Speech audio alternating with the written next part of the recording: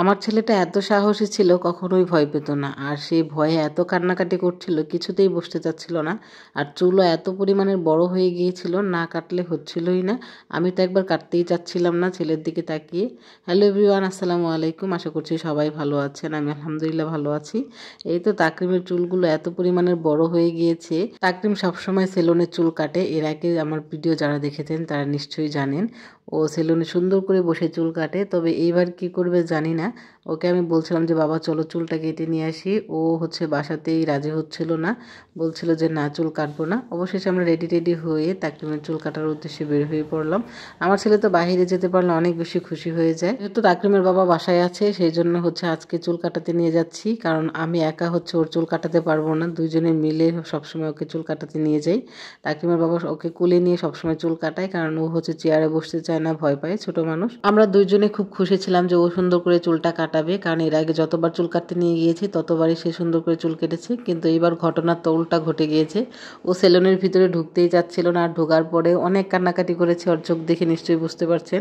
ও এখনও রাজি হচ্ছে না, অনেক কিছু বোঝানোর পর কিছুতেই সে রাজি হচ্ছে না। এদিকে তাকরিমের শরীরটাও খুব বেশি একটা ভালো না। ওর বাবা বলছিল শরীর ভালো না দেখেই হয়তো এরকম বিরক্ত করছে। অনেক বোঝানোর পরও তাকরিম কিছুতেই রাজি হচ্ছিল না চুল কাটতে। ওর বাবা বলল থাক আজকে ছেড়ে দাও, তুমি পরে একদিন নিয়ে এসো। আর এদিক দিয়ে তাকরিমের বাবা বলছিল যেহেতু বাহিরে বের হয়েছি, বাসার কোনো প্রয়োজনীয় বাজার লাগলে বলো, সেগুলো করে নিয়ে আসি। তারপর আমরা প্রথমে মাছ বাজারে গেলাম, আর এখানে তাকরিমের বাবা শুটকি মাছ কিনছিল। আমাদের বাসায় সবাই শুটকি মাছটা অনেক বেশি পছন্দ করে। তাকরিমের বাবা সবসময় আমাকে বলে আমি যখন জামালপুর আসি তখন জামালপুর থেকে শুটকি মাছ কিনে নিয়ে যেতে। আসলে উত্তরবঙ্গে এত ভালো শুটকি মাছ পাওয়া যায় না আমরা যেখানে থাকি। আর এই দিক দিয়ে মাছ বাজারে আসতে আমার কাছে ভালোই লাগে, অনেক টাইপের মাছ দেখতে পারি। আমি আসলে খুব বেশি একটা মাছ চিনি না। যাই হোক, অবশেষে বাজার টাজার করে এবার আমরা বাসায় ফিরেছি। আমার ছেলে তো চুল কাটলোই না, সে এত বড় একটা ললিপপ নিয়ে মনের খুশিতে এবার বাসায় আসছে। আর এই ভিডিওটা তার 3 দিন পরে। আমি আর তাকরিমের দাদু মিলে গিয়েছিলাম, অনেক বুঝিয়ে সুজিয়ে অনেক চিপস চকলেট কিনে নিয়ে গিয়েছিলাম। প্রথমে তো কিছুতেই বসবে না, প্রথম দিনের মতো একই অবস্থা, অনেক কান্নাকাটি করেছে। তারপর আমি কুলে নিয়ে অনেকক্ষণ বসেছিলাম।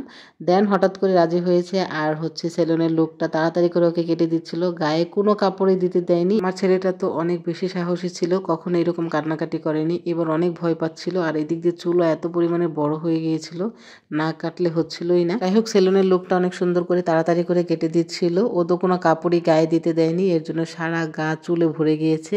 আর এদিক দিয়ে গা চুলকাচ্ছিল। আর পাশে একটা ছোট বাবুও চুল কাটতে আসছিস, তাকে দেখছিল। পরে ওর সাহস হয়েছে, পরে আর বিরক্ত করেনি। এই যে চুল টুল কেটে এখন সে নাচতে নাচতে বাসায় চলে এসেছে। খুবই আনন্দের সহিত সে বাসায় উঠছে। আমাকে বলছে যে তুমি ওখানে দাঁড়াও, আমি একাই উঠবো। এই যে দেখেন কিভাবে একাই উঠছে। এখন সে খুব ফুর্তিতে আছে। প্রথম আসলে অনেক ভয় পেয়েছিল, পরে ভয়টা কেটে গিয়েছে। যাই হোক, আজকের ভিডিওটা এখানেই শেষ করছি। সবাই ভালো থাকবেন, আমার ছেলেটার জন্য দোয়া করবেন। অবশ্যই মাশাআল্লাহ বলতে কেউ ভুলবেন না। আল্লাহ হাফেজ।